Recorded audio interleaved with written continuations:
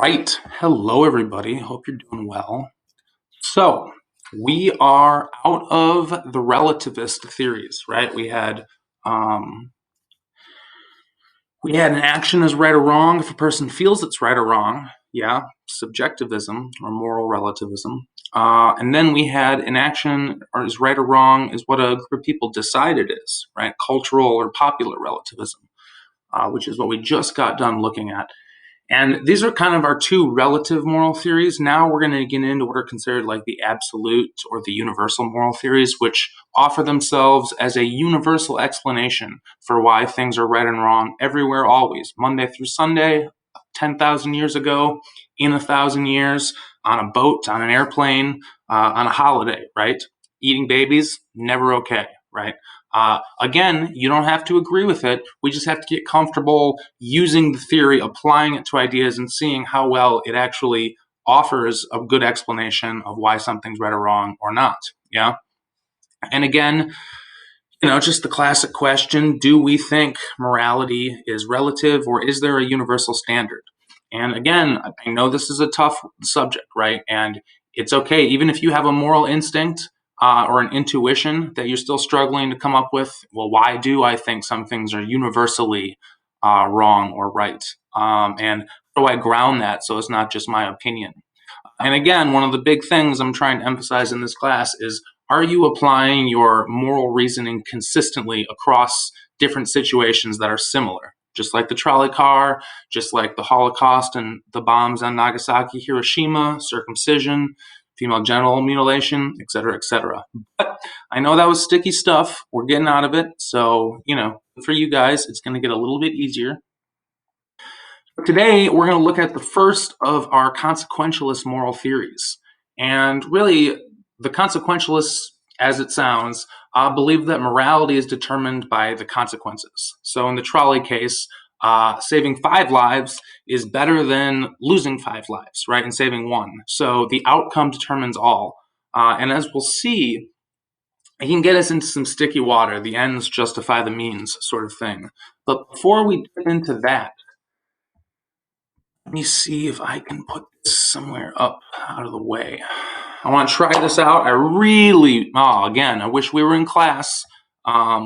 This is one of the best things anyway, I'm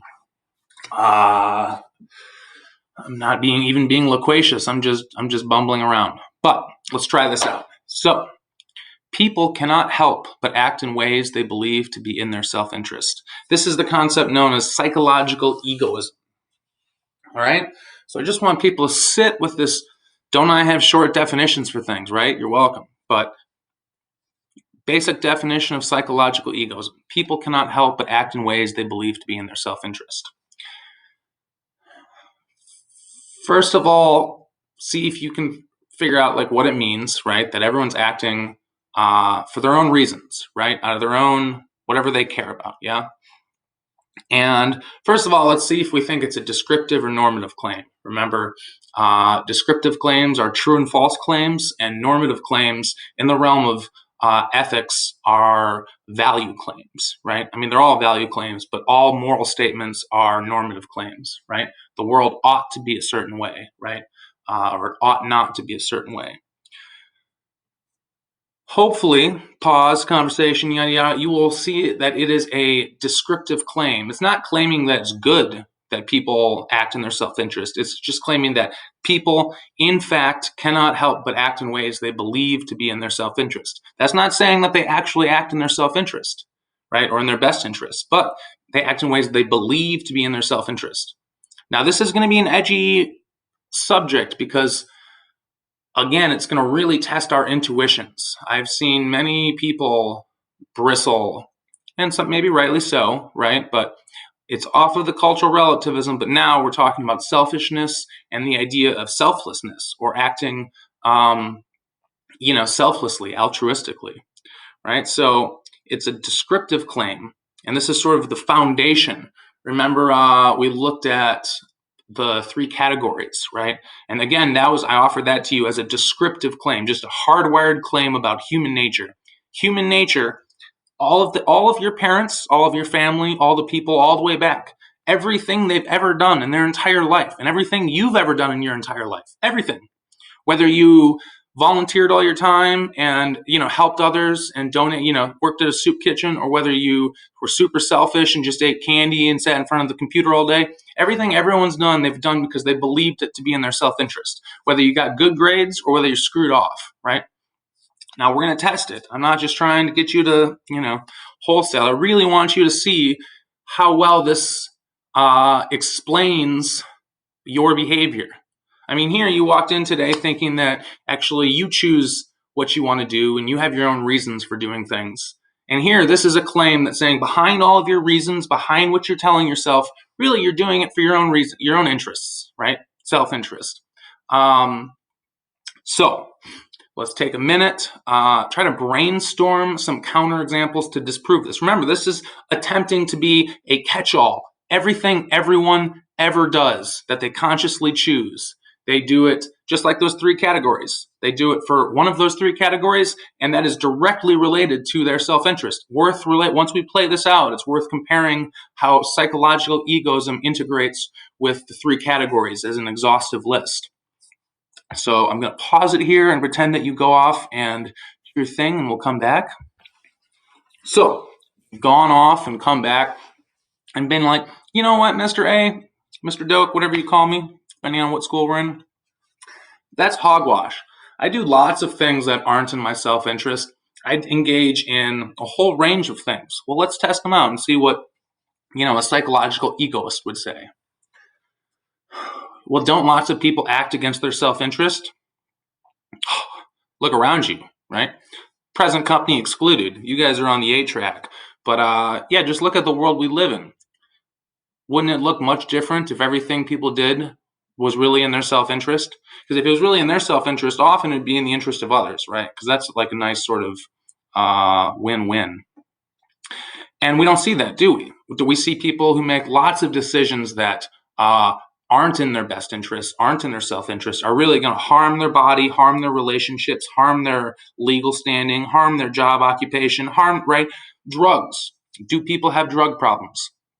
I'm not talking about medication or responsible use of stuff, right? I'm talking about the stuff that is really against someone's interest. Well, what would psychological egoists say? The person who's smoking the cigarette even when they have lung cancer, or shooting up even when they know it's ruining their life, or drinking themselves into an early grave out of a marriage.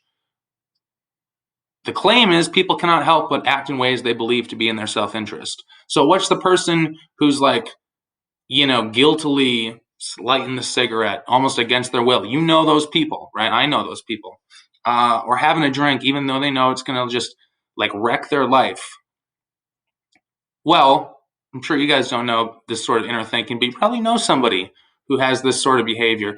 And what you would answer if we were in a group and discussing, you should say, well, yeah, in the moment, though, they know they're ruining their life. But in the moment, they think that the immediate bump or payoff or immediate gratification and pleasure is worth it, right? That it's this is temporary scratch of the itch, even though it's going to get worse. Yeah? What about an abusive relationship? Don't people know often that they're in an abusive relationship? And they still choose to stay in it, right? It's not in their self-interest. But if you know any of these people, you would know that they would have reasons. They would say, maybe I have kids. Maybe I think it would be worse if I left. Maybe I can't do any better. Maybe he loves me. The reasons could be anything, but it's their reasons. And they're doing it for their own reasons, for their own interests, right? It might be more in their interest to try to save this person, right? And help them out of their addiction. A lot of people like a wet puppy to take care of. A lot of people feel better about themselves by taking care of others, which is a good instinct, but it's tricky when you get in abusive relationships. Can I get a witness? Gambling, spending money you don't have. Obviously, people do it. They know it's not in their self-interest. But again, it's this immediate benefit, right? This immediate pleasure, even though they know it's not wise, right? It's right after school, right? When you used to leave Truex. Are you going to go home and make a salad, or are you going to stop at Culver's on the way and get a butter burger, right? Culver's is always my go-to example. Either one is in your self-interest, right? You know eating a burger every day is not good for you, but we're great at giving ourselves explanations and excuses. It was a great day, it was a horrible day, right? Our ex facto, expo, blah, blah, blah. I'll skip the Latin. Our after the fact reasoning, when we want to do something and then we come up with reasons to justify it, is off the charts. And same with something like cheating or infidelity. Let's say you're in a committed relationship and you start having an affair. Well, is this in your self interest? Well, clearly the person who got into it thought that it was worth it in the time, right? Maybe they needed to prove themselves, or maybe they, just are stuck having a midlife crisis. But in the long run, if it ruins their marriage, maybe tears apart their family, it's not really good for them. But they can justify it in the moment. Yeah, hopefully this makes sense. Hopefully you can see that, like, most examples where people are acting against their own interests, it's like there's an immediate gratification. Yeah, man, this is hard doing this virtually, but hopefully this makes sense. Oh, I love this. You ready for this? Okay. Well, Mr. Doak, what about people who act truly selflessly, altruistically, right? Altruism. Doesn't that count? Like, isn't it kind of a vile philosophy you're offering, that literally everything people do is just reduced to their self-interest, right? Like, what about people who enjoy taking care of others? Aren't we, most of us, going into the medical field, right? Well, yes. Hopefully, you do enjoy taking care of others. Yeah. Hopefully, you going into the medical field falls into the second category of goods, things that are inherently pleasant and rewarding, and the consequences are good. If you're just doing it for a reputation or to get money, right? Like, that's fine. You're helping people, but like, hopefully you should be doing it for the right reasons. And so I think that's still valid here. You might say, well, Mr. Doak, how about just being a parent? Good Lord, right? Is there anything more selfless? The moment you become a mom or a dad, if you do it right, you give up almost all of your own interests, your own freedoms, your own nights out, your own, like, hobby dates, and this and that, and mom and dad time, right? It's who's first? It's the kids. Well, isn't that selfless? Why do parents take care of their kids? Is it just to avoid, CPS coming after them? Well, hopefully they take care of their kids because they love them and they want them to have a great quality of life, maybe even a better quality of life than you had, right? And aren't the best parents who take care of their kids and parents, aren't they doing it because actually, like, it makes them happy to put their kids first and see them happy, right? That they would rather feed their kids than feed themselves. And isn't that done out of their own self-interest? Now, it's not selfish in the way that we usually think of the world. Oh, how selfish of these parents, right? To feed their kids first, but it is in their self-interest if they're good parents, right? Now, a parent who fed themselves first and let their kids go hungry, that would be like a pretty degenerate form of self-interest, but still self-interest, right? Because psychological egoism says everything we do because we believe it to be in our self-interest. Whether we exercise every day or neglect our fitness, whether we keep our promises or whether we break our promises, right? Whether we cheat and steal or whether we are like a person of our word, for better or worse, and people in the world can depend on us because it's so hard to find people you can depend on. Can I get a witness? So parenting, even parenting, you can see how really they're doing it for their own reasons, right? Hopefully they enjoy it. What about volunteering, Mr. Doak? Oh my Lanta, what about volunteering? When I was a kid, I volunteered for everything. 4-H, church stuff, some Boy Scouts, just the rigmarole, things I didn't even want to. And like, I didn't really enjoy it, right? It was like kind of a begrudging. I get to hang out with friends. I got to do, go places, but I still did it. And I was doing it largely because, when you're young, you're just forced to do a bunch of stuff. But I could have just stopped, right? Now, most people hopefully volunteer because they enjoy volunteering, right? They volunteer somewhere that, like, they support the cause and it means something to them, a food bank or a CSA or a wherever. And isn't that in their self-interest to give their time to someone else? Like, I know people, my mother was this through and through. She volunteered all of her extra time. She worked 60-hour night shifts, right, for in-home quadriplegics, and like would burn the candle hard. She was in these women business clubs, just everywhere, and and it filled her up to help others. Now, sadly, like she always hoped others would like return the same to her, but she got the shorter end of that stick, which is something hopefully we will talk about in here with the prisoner's dilemma. What about donations, Mr. Doak? Seems pretty selfless and altruistic to donate money, to give your money to somebody else. Well, again, why are they giving their money away? Well, according to psychological egoism, they're giving away because it makes them feel good, or because they want to, they believe in it. It's their own reasons. That's the thing. They're doing it for their own reasons, based on their own interests, their own value sets, their own priorities. Yeah. Even if they're doing it just because they feel guilty, right? Maybe they like screwed someone over. Those of you who have done things you're not proud of, often we want to like clean the slate somehow, right? And like often you can't make it right with the person you wronged, and so you want to like somehow like pay it off for pay it forward, right? And like redeem yourself. That's still doing it for your own self-interest, right? Yada yada yada. Okay, last one, we'll wrap it up. It's so hard when we're not in class. Well, Mr. Doak, what about those rare individuals who sacrifice their life for somebody else? Like the soldiers who jump on the grenade when it comes into the foxhole to save their brothers in arms and, give their own. If anything is selfless, wouldn't you say giving up your own life, or someone who rushes into traffic to push, the bystander, the innocent person out of the way and gets hit and killed? Isn't that selfless? What a good question. Well, what would a psychological ego say? They would say, well, why'd they do it? And let's say this soldier jumps on the grenade and doesn't kill him, it just rips him up, sends him in the hospital. And reporters got to come into the hospital room, and he's all strung up, and they're like, what? You're a hero. Like, why did you do it, right? Like, why did you do it? And what would the soldier say? He would have an answer, and it'd be his own reasons. He might say, I did it because I wouldn't want to live with the shame of being able to have done something and not acted, right?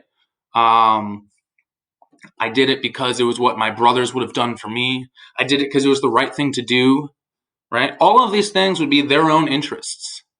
Now, there is a really good critique, almost the only inroad that I think you can make against psychological egoism, because I think it's pretty strong as a descriptive claim. And that is, in the moment, that soldier, when he sees that grenade come in, he's not thinking about like, do I want to live as a coward? Do I want to like, die brave? He just acts, right? Instinct. Yeah. And that's true. Same with a person in traffic or any number of things. But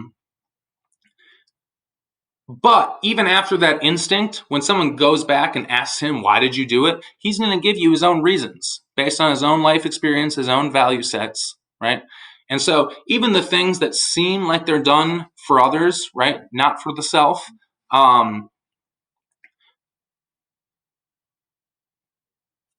they're directly done for our own reasons. Even if we really want to go, why do people give donations?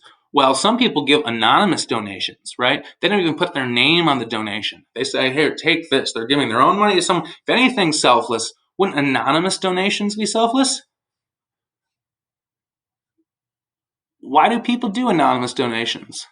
If you were to ask somebody who's like, oh yeah, I donate anonymously, and you'd be like, why do you do that, right? Like, what would the person say? Oh, I don't want credit for it. I don't want the attention. It's like, well, that's interesting. So, like, based on your own interests, your own needs, and your own values, that's a value of yours to, like, not be in the spotlight, not be like, credited or like patted on the back, right? You want to help. Well, isn't that a thing of your own self interest? So anyway, hopefully this makes sense. You're going to see that we're going to now build an ethical theory, ethical egoism, right on top of psychological egoism, because this is sort of a hard-natured, this is the way human nature seems to operate in most cases. Um, it's an easy fit on for ethical egoism to put a moral theory and directly tie it with the way humans in fact operate. Now, the last thing I'll leave you with, I know this is a long one. Many of us, when we were young, were told that being selfish is bad and being selfless is good. Yeah? Can I get a witness? And here I just made a case to you, whether hopefully it was convincing, maybe not, that everything you do in a certain light is selfish, right? Done out of your own reasons. Now, it's selfish to donate your time and energy to others and build a big family and contribute a lot to society. That's selfish if it rewards you, right? It's also selfish to like be a glut and just take and steal and right. But there's higher and lower forms of selfishness. But everything we do is in our self-interest.